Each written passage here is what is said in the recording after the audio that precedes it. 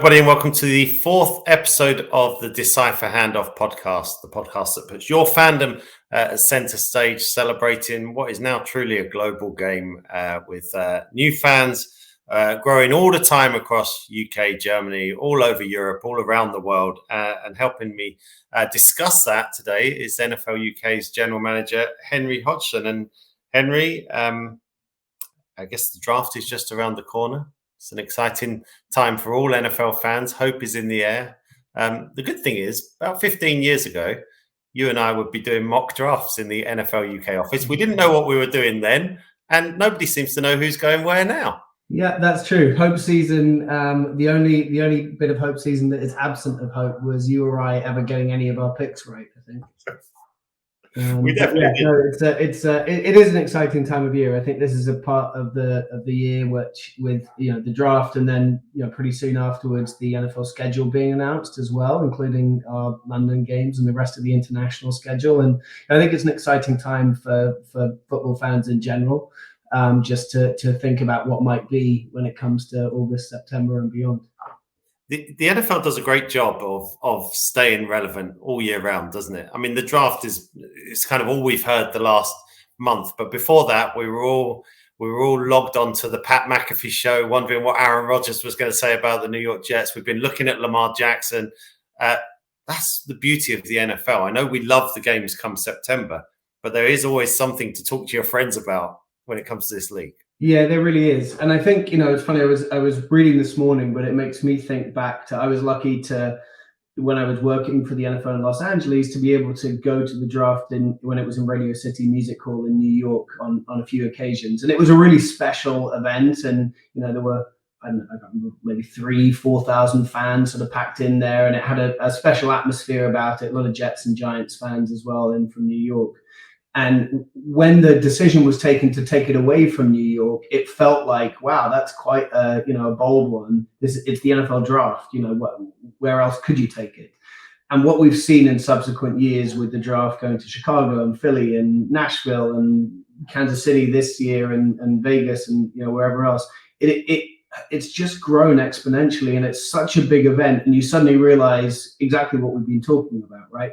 Football fans from all over the US, from all over the world, want to go there because they want to celebrate, what should really be the middle of the off season. They just want to celebrate the sport, celebrate their team, celebrate these new characters who are coming to join their team and who they all hope are going to be the difference maker for their team to win a Super Bowl. And how cool this year, especially for it to be in the city of the Super Bowl winning team. It's good. Kind of ties into what my next question will be, which is about the sort of exciting developments of the HMA teams, the teams that can market themselves in the UK, because here's perfect evidence of the involvement and the stamp they're trying to make. The Jets, the Dolphins, the Bears, and the Jags all going to be making draft picks in London. Yeah, absolutely. I'm really excited about it. I think, we saw some of that last year, and we've seen it over the years with the Jags as well. But I think what's going to happen, this year especially, is really exciting, because each of them is trying to do it in their own way and kind of stamp their own mark on how they're engaging with fans in the UK. So I think one of the most exciting projects that the teams have started so far has been with the Jets and the Bears, who've set up in London a flag league exclusively for girls in schools. And that started, they actually played their first sort of fixtures last week. But so this weekend on Saturday, on day 3 of the draft, some of those teams will be playing each other, and then the Jets and Bears will both take some of the girls that have played in that tournament, and they'll be making the picks on their behalf on Saturday for whatever their round 5, 6, 7 picks, whatever it might be. So that's exciting. The Jags, of course, are going to do something, but again this year have sort of slightly shifted their focus. Going to do something from Fulham, and use a Jags player and have a Jag tag session in advance of it, so there'll be kids involved there. And then the Dolphins are doing something completely different, going to Tottenham Hotspur Stadium, getting a couple of the cast members from the Ted Lasso show, and are going to be using them to make their picks. So, each team is doing something different. And then if you look further around the world, in Germany and Brazil and, all Canada and lots of other countries, that, the same types of creative thinking are being used by teams to make their picks. So it's exciting seeing the sport and seeing the draft, which isn't necessarily the most known part of our game, spreading around the world as well.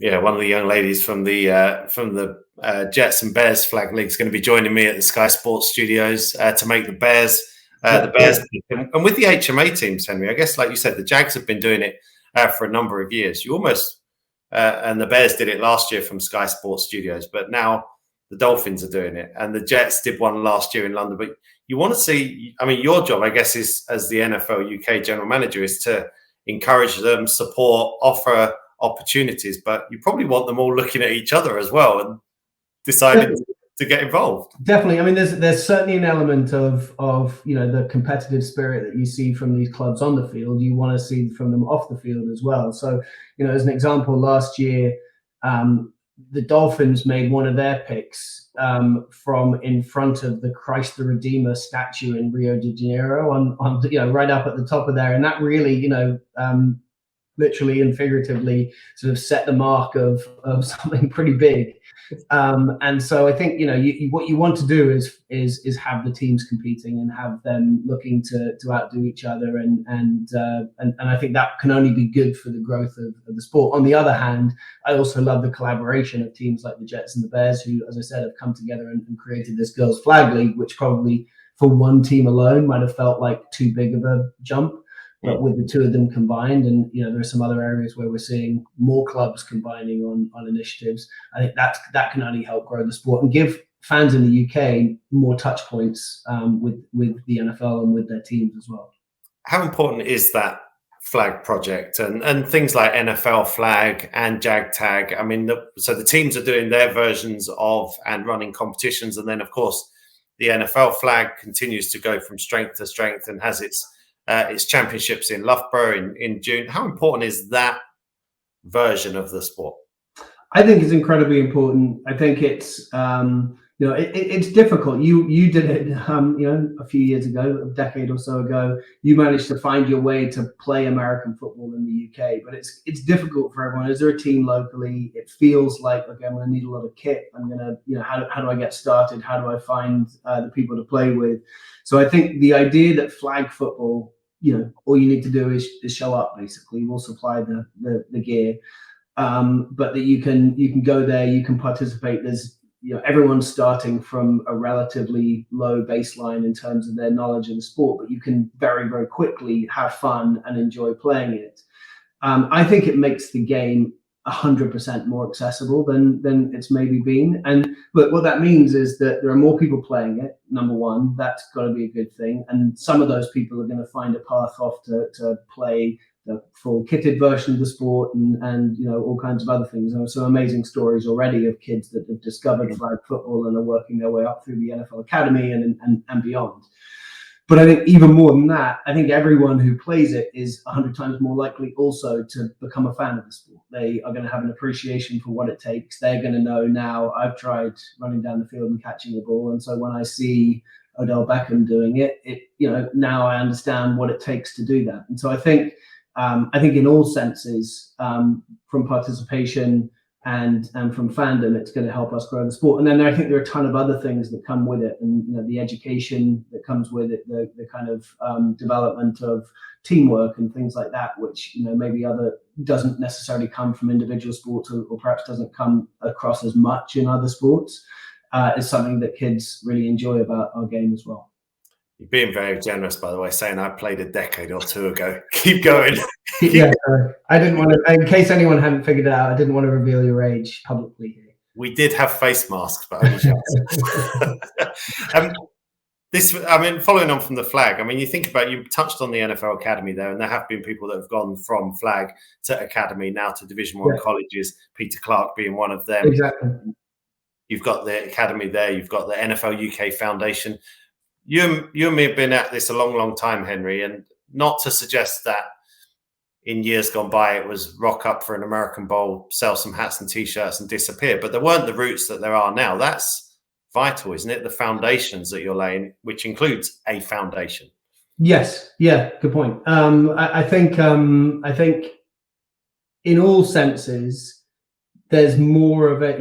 You're right. It's more rooted in the UK, but I think there's more of a sort of structure to the whole thing. Mm-hmm. There were a lot of amazing programs that went. We tried to find elite players, which is what the academy is essentially doing, but it felt like more kind of mining in the dark.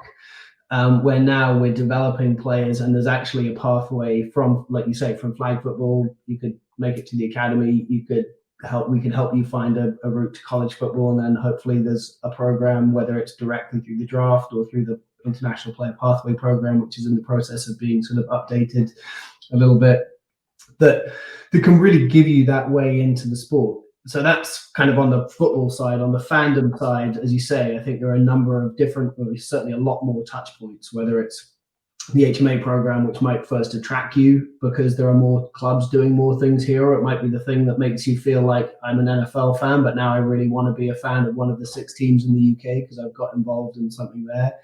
I think we're much, much more present on TV through Sky Sports, through ITV, through a partnership with Channel 5. We're obviously across social media on every single different platform, trying to appeal to people in different ways. So I just think all in all, there's more that people can do. There's more that's going to attract you in the first place. And then if you're an avid fan, there's more that you can do to engage with the sport. So we're really, that's the goal, is to be more present, to be here year round, to be here all the time, to be here wherever you are. And hopefully that's going to be the way that the sport continues to grow and attract young people. It's incredible. In one lifetime of fandom, which was us, we were watching games on Channel 4 1 week after they were played. You probably didn't know the results because you would have missed them in the newspaper, like a little tiny little thing like this. Exactly. Now you can watch the same if you live in London as you do in Los Angeles, in Manchester as you are in Miami, all through Game Part. It is really, the touch points are incredible. It's grown exponentially, and that's obviously attached to the world in general and the internet and everything else. But I do think that our sport has done a really good job of finding and attracting fans around the world and trying to make it more accessible. You mentioned in May, so there'll be the lineups and the dates for the London games. So the Jacksonville Jaguars are back at Wembley Stadium again. The 2 games at Tottenham, Buffalo, and then their opponent to be named, and the Tennessee Titans and their opponent still to be named. Before we touch on those, just how successful was 2022? In terms of games, broadcasts, everything for NFL UK. Yeah, I think, in terms of the games, it's hard to say that, it's ever been more successful. We had record TV audiences, we had record attendances for all the games. We had great games as well. We had fantastic matchups. We had record sell-through of merchandise in the shops. It really, it shows the power of the NFL fans when they come together. It was a tremendous atmosphere as well. So I think the games themselves were hugely successful, and I can't wait to be back in Wembley and Tottenham later this year for those games again. But I think as a whole across the season, we saw some other really exciting pieces coming together, whether it was Sky Sports, where you were part of, I think, the highest ever viewership for the playoffs and Super Bowl, which really shows that the sport continues to show growth despite we're 25 years, I think, into the Sky NFL relationship. And a number of different areas, whether it's the growth of flag that we talked about, the number of players being recruited from the NFL Academy. I think by all measures, we've had a really successful 2022 season, and it gives us a great foundation to build on. And it's always our goal, no different to every team in the NFL, but to outdo ourselves and get better each year. And so, we're deep now into the planning for 2023, whether it's the games or everything else, so that we can, come back and have this conversation a year from now and say, yes, 22 was great, but 23 was even better. I remember going on NFL Network last year around May with Andrew Siciliano, and he asked about the 3 games. And one of the things I said was, it was almost, we definitely won't take them for granted, but it wasn't a surprise when we had 3 games last year. It wasn't a surprise when we heard that we were going to have 3 games again this year. So it's become an accepted part of the sporting calendar. But with that doesn't come complacency or taking it for granted. There's nothing like walking along Tottenham High Street and there's Packers fans everywhere, Giants fans everywhere, or when the kick at the end of the Vikings and Saints is bouncing off every conceivable piece of yellow piping. It doesn't get old, does it? And I think the fans you can still see that with the fans. Yeah, it definitely doesn't get old. I think, I agree with you. I think there's that electric atmosphere, and for me, it's always been the case. And you and I have worked together for a long time. Nothing gets me more excited than hearing and seeing the fans at the games that we have in London, because there's a lot of work from a lot of people that go into making those happen. But at that moment where the game kicks off and the crowd's going and everyone's having a great time, you realize just how worthwhile everything is that we do to make the fans happy and to ensure that they have a fantastic experience there. So it doesn't get old. But that's not to say that we can't keep improving it and making sure that people have a better and better experience every year. And I think there was, a little bit last year, you and I both got to experience the game in Munich, which was incredibly exciting. And it made me think back to the first game at Wembley in 2007 and what we had there. And I think, as fans ourselves, but also, with the fans in the UK, we need to continue to do everything we can to make it feel that special and that new to everybody. And so, that's what we're really working hard on.